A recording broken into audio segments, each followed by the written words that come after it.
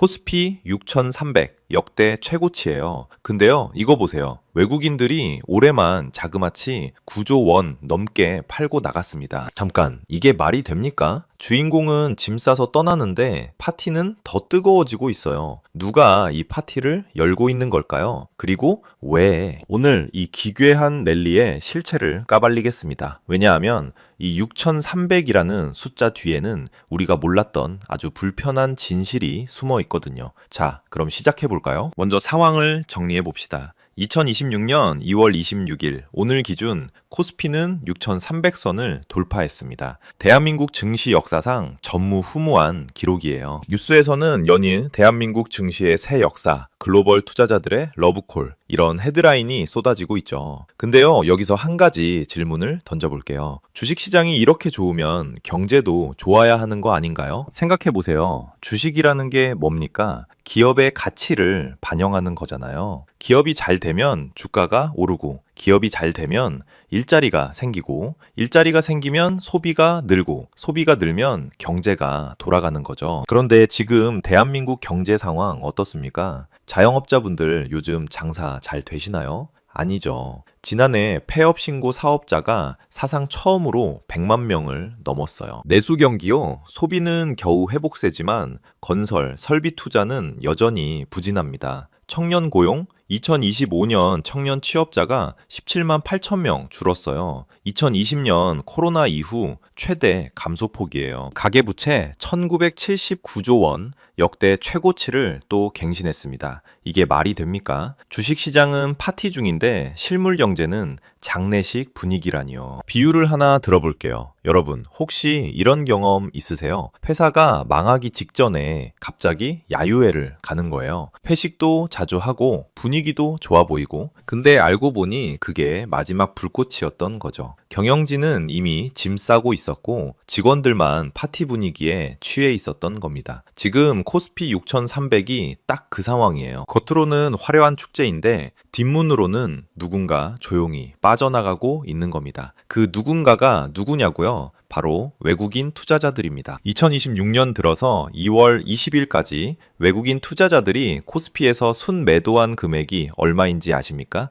약 9조 1,500억 원입니다. 9조요. 이게 어느 정도 규모냐면요. 지난해 연간 외국인 순매도액의 2배에 달하는 돈이 불과 2달도 안 되는 사이에 빠져나간 겁니다. 근데 이상하죠? 외국인이 9조 넘게 팔아치웠는데 왜 지수는 떨어지지 않고 오히려 6,300까지 올라간 걸까요? 여기서 짚고 넘어가야 할 게 있습니다. 외국인이 모든 종목을 팔고 나간 건 아닙니다. 삼성전자를 9조 5천억 원, SK하이닉스를 약 6조 원어치 매도했는데 이건 올해 반도체 주가가 50에서 60% 급등한 데 따른 차익 실현이에요. 한편 다른 종목에서는 오히려 순매수한 것도 있습니다. 그리고 지수가 안 떨어진 이유? 기관과 개인이 외국인 매도 물량을 받아냈기 때문입니다. 특히 연기금과 국내 기관의 매수세가 강했어요. 그런데 여기서 정말 중요한 질문을 던져야 합니다. 외국인이 이렇게 급하게 차익 실현에 나서는 이유가 뭘까요?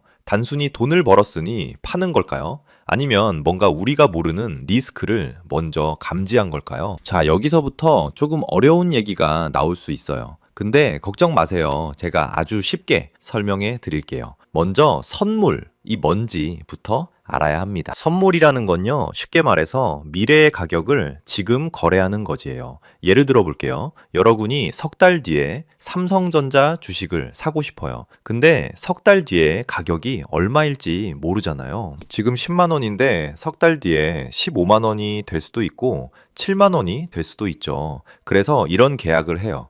나는 석 달 뒤에 삼성전자를 10만 5천 원에 살게.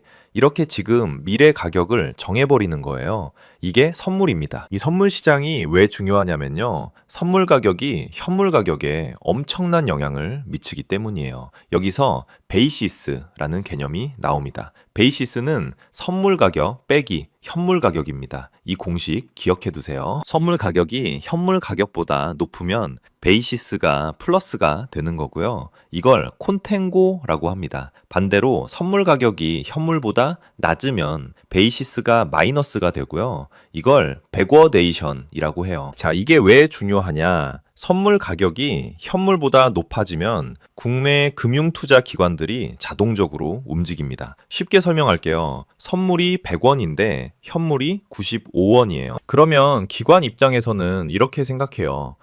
현물을 95원에 사서 선물을 100원에 팔면 5원 먹는 거네? 이게 바로 차익 거래입니다. 기관들이 이 차익을 노리고 현물을 사들이기 시작해요. 그러면 현물 시장에 매수세가 들어오면서 지수가 올라가는 겁니다. 실제로 올해 2월에 이런 일이 벌어지고 있어요. 외국인과 개인이 각각 6조 원대를 팔아치웠는데 국내 기관이 11조 원 넘게 사들이면서 지수가 올라간 겁니다. 특히 금융투자 쪽에서만 8조 원 가까이 순매수했어요. 이 매수세의 상당 부분이 선물, 현물 간 차익 거래, 그리고 ELS 해지 등 프로그램 매매에서 기계적으로 발생한 것으로 분석됩니다. 이걸 우리는 꼬리가 몸통을 흔든다는 의미에서 웩더독 현상이라고 부릅니다. 파생상품이라는 꼬리가 코스피라는 거대한 몸통을 흔들고 있는 거예요. 여기서 진짜 위험한 건 뭐냐면 이 기관 매수세가 기업 실적이나 경제 펀더멘털을 보고 들어온 게 아니라 가격 차이를 이용한 기계적 매매라는 겁니다. 펀더멘털이 아닌 구조적 수급으로 올라간 지수는 그 수급이 역전되는 순간 빠르게 무너질 수 있습니다. 자, 여기서 더 중요한 얘기를 해볼게요. 지금 코스피를 떠받치고 있는 매수세, 그 정체가 뭔지 아시나요? 외국인이요? 아니에요. 외국인은 현물에서 9조, 선물에서도 3조 8천억을 팔고 있어요. 개인 투자자요. 개인도 2월에만 6조 원대를 팔아치웠습니다. 이 정도 올랐으면 됐다 하면서 차익 실현에 나선 거죠. 그럼 누가 사고 있는 거냐? 바로 금융투자사, 증권사, 투자회사들입니다. 2월에만 약 8조 원 순매수. 근데 이 금융투자의 매수 성격을 잘 봐야 해요.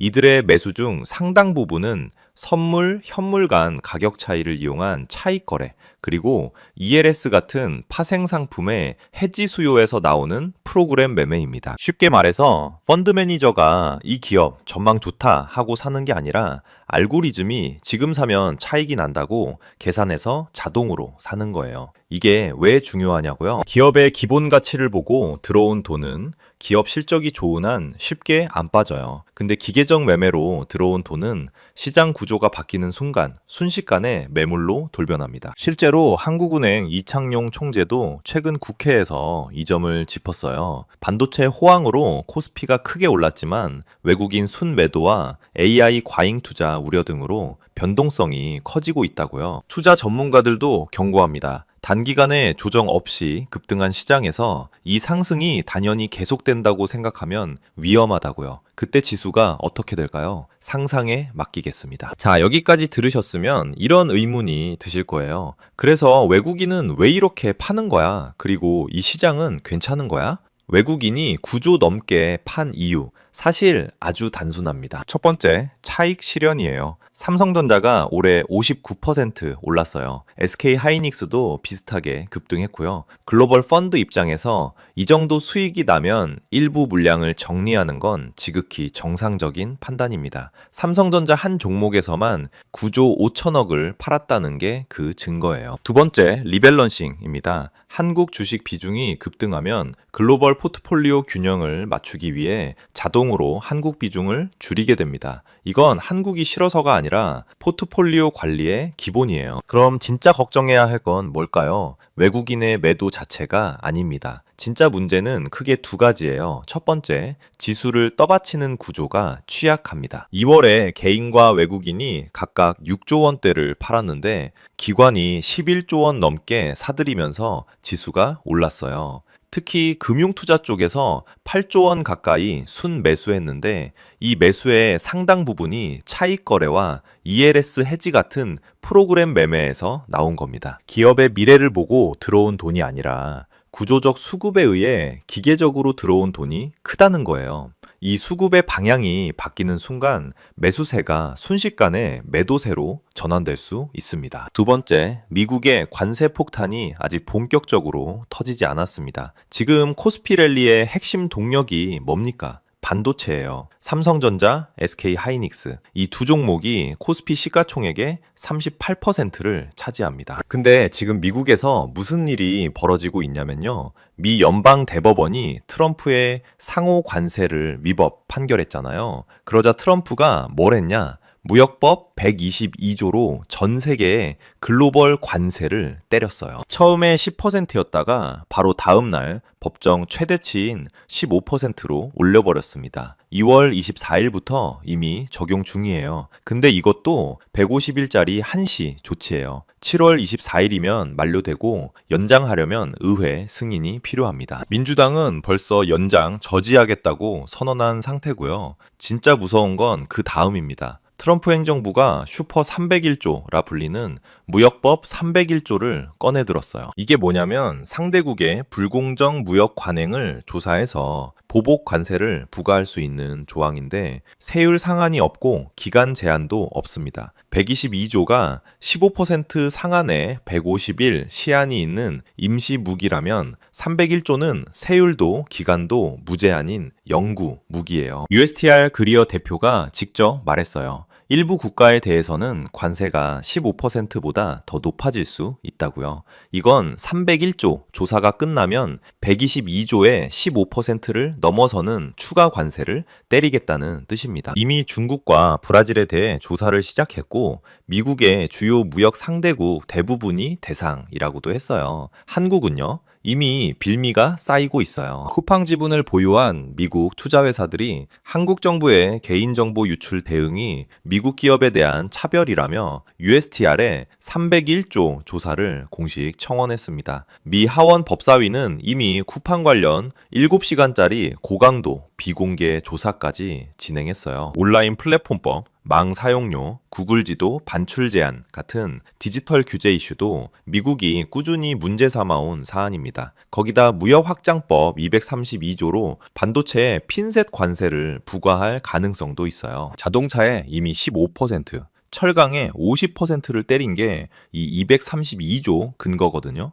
USTR 그리어 대표도 232조가 매우 지속 가능한 수단이라고 직접 평가했어요. 반도체가 다음 타깃이 될 수 있다는 겁니다. 산업통상부 김정관 장관도 301조 조사 대상에 포함될 가능성에 대해 예단하지 않지만 대상이 되지 않도록 여러 통상 이슈를 관리해야 하는 상황이라고 했어요. 정리하면 이렇습니다. 지금 코스피의 심장은 반도체예요. 근데 그 반도체 수출의 최대 변수인 미국이 관세 체계를 총동원해서 재편하고 있습니다. 먼저 무역법 122조, 전 세계의 15% 글로벌 관세 이미 발효됐어요. 근데 이건 151짜리 한시 조치예요. 7월이면 만료됩니다. 그 다음 무역법 301조, 이건 차원이 달라요. 세율 상한이 없어요. 기간 제한도 없어요. 그리고 이미 조사에 착수했습니다. 이건 영구 무기예요. 마지막으로 무역 확장법 232조.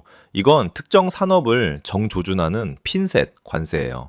자동차의 15%, 철강의 50% 때린 게 바로 이 조항이거든요. 다음 타깃이 반도체가 될 수 있습니다. 한국이 직접 타깃이 되는 건 시간 문제일 수 있어요. 이 관세 폭탄이 반도체에 떨어지는 날 프로그램 매매로 기계적으로 쌓아 올린 지수가 어떻게 될까요? 상상에 맡기겠습니다. 자, 여기서 소름 끼치는 사실이 있습니다. 여러분, 베네수엘라라는 나라 아시죠? 남미에 있는 한때 석유 부국이었던 나라예요. 근데 경제가 완전히 무너졌어요. 하이퍼 인플레이션으로 화폐 가치가 증발했고 사람들이 먹을 게 없어서 쓰레기통을 뒤지는 상황까지 갔었죠. 그런데요, 놀라운 사실이 하나 있어요. 그 와중에 베네수엘라 주식시장은 폭등했습니다. 네, 폭등이요. 2018년 4월 기준 카라카스 증권거래소 지수가 전년 대비 무려 16,000% 넘게 올랐어요. 16,000%요. 이유는 간단합니다. 화폐 가치 붕괴 때문이에요.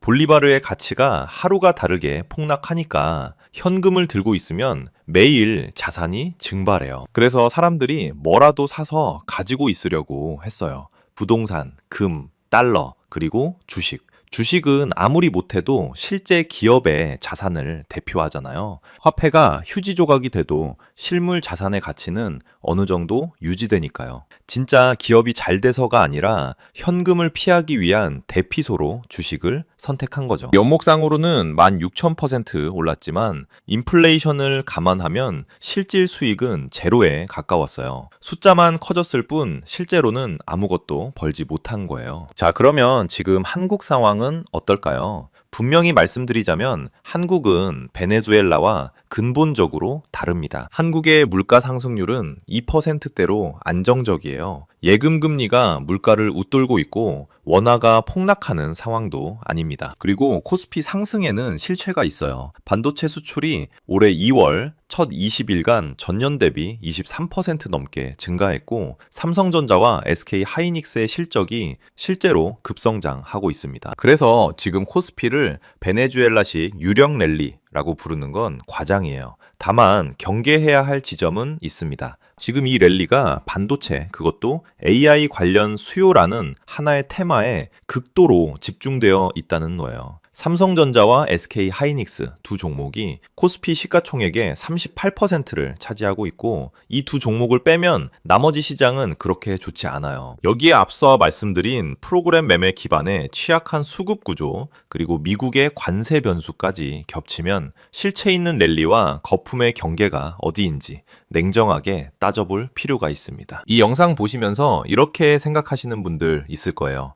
에이, 그래도 한국은 다르지. 우리가 베네수엘라야? 우리는 반도체 강국이고 자동차 강국이고 K컬처로 전 세계를 휩쓸고 있잖아. 맞습니다. 100% 동의해요. 대한민국은 세계 10위권의 경제 대국입니다. 삼성, 현대, SK, LG 글로벌 시장에서 경쟁력 있는 기업들이 즐비하죠. 반도체 수출은 올해도 20% 넘게 증가하고 있고 기업 심리도 4년 만에 긍정으로 전환됐어요. 그래서 베네수엘라와는 비교 자체가 성립하지 않습니다. 근데요, 바로 이 자신감 때문에 한 가지만 짚고 넘어가겠습니다. 지금 한국 증시의 강점이자 약점은 너무 한 곳에 집중되어 있다는 거예요. 코스피 6300의 핵심 동력은 반도체입니다. 삼성전자와 SK 하이닉스 이 두 종목이 시가총액의 38%예요. AI 반도체 수요가 폭발하면서 이 두 기업의 실적이 진짜로 좋아졌고 그게 지수를 끌어올린 건 사실이에요.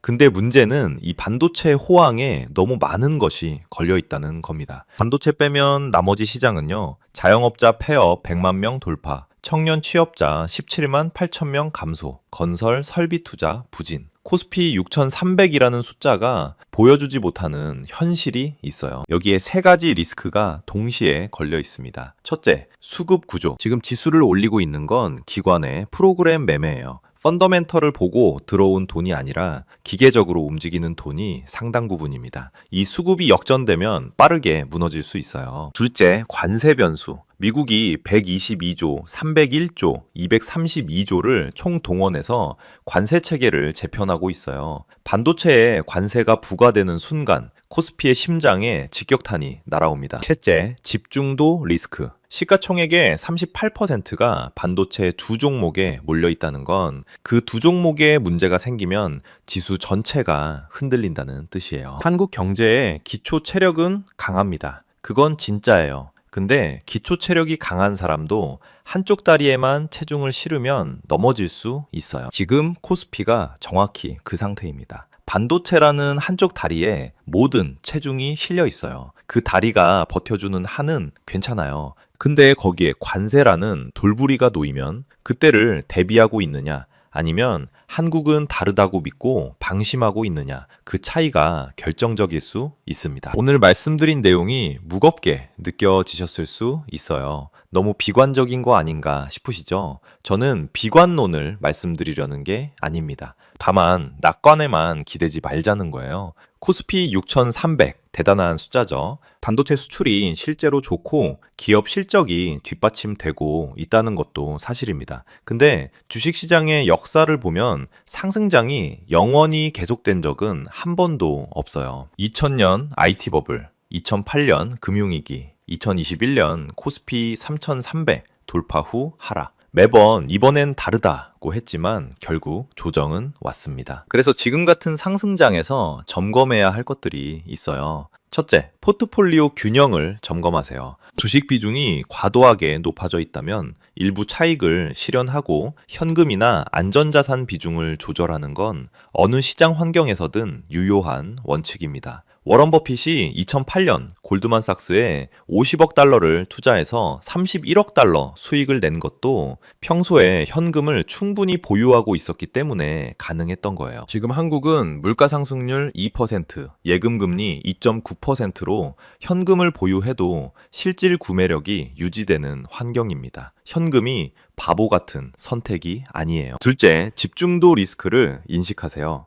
지금 코스피 상승의 핵심은 삼성전자와 SK 하이닉스 두 종목입니다. 시가총액의 38%가 여기 몰려 있어요. 내 포트폴리오도 반도체에 지나치게 집중돼 있지 않은지 점검해 보세요. 셋째, 외부 변수를 체크하세요. 미국의 관세 정책이 122조에서 301조, 232조로 확대되고 있고 반도체가 다음 타깃이 될 수 있습니다. 미 무역 대표부 USTR의 301조 조사 동향, 232조 반도체 조사 진행 상황을 주기적으로 확인하세요. 이건 외국인 선물 포지션보다 훨씬 더 실질적인 시장 변수입니다. 넷째, 이번엔 다르다는 확신을 경계하세요. 1637년 튤립 버블, 1720년 남해회사, 1929년 대공황, 2000년 닷컴 버블. 역사상 모든 버블에는 이번에는 진짜 다르다는 확신이 있었어요. 지금 한국 증시가 버블이라고 단정하는 것도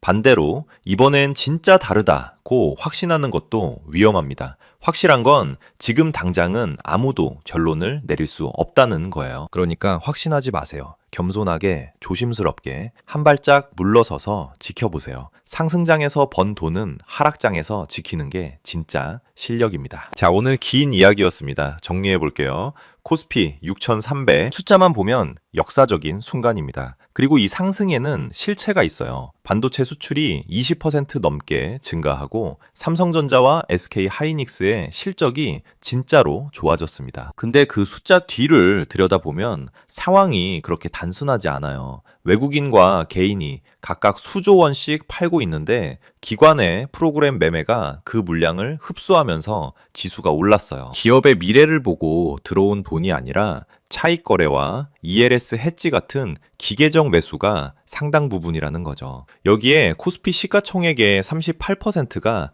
반도체 두 종목에 집중돼 있고 미국의 관세 확대가 반도체를 향해 다가오고 있습니다. 이 구조가 언제까지 유지될 수 있을까요? 저도 모릅니다. 이대로 7천, 8천까지 갈 수도 있어요. 반도체 호황이 계속되고 관세 리스크가 현실화되지 않으면 충분히 가능합니다. 근데 반대 시나리오도 열어놔야 해요. 프로그램 매수가 역전되거나 반도체에 관세가 부과되면 지수의 38%를 차지하는 심장부에 직격탄이 날아가는 겁니다. 그래서 지금은 신중해야 할 때예요. 포트폴리오가 반도체에 치우쳐 있지 않은지 점검하시고요. 현금과 안전자산 비중이 적절한지 확인하세요. 지금 한국은 예금 금리가 물가를 웃도는 환경이에요. 현금을 들고 있는 게 바보 같은 선택이 아닙니다. 그리고 미국 관세 정책 동향, 특히 301조 조사 확대와 232조 반도체 조사 진행 상황을 주기적으로 체크하세요. 이게 지금 코스피의 가장 실질적인 외부 변수입니다. 상승장에서 번 돈은 하락장에서 지키는 게 진짜 실력이에요. 시장은 내일도 열려요. 오늘 못 탔다고 끝이 아닙니다. 기회는 또 옵니다. 근데 자본이 없으면 그 기회를 잡을 수가 없어요. 그러니까 지켜내세요. 냉정하게 균형 잡힌 시선으로 시장을 보세요. 오늘 영상은 여기까지입니다. 도움이 되셨다면 보통의 경제학 좋아요, 구독 부탁드리고요. 댓글로 여러분 생각도 들려주세요. 난 그래도 상승장 맞다고 본다 하시는 분들도 환영합니다. 다양한 의견 나누면서 같이 공부해봐요. 그럼 다음 영상에서 뵙겠습니다. 감사합니다.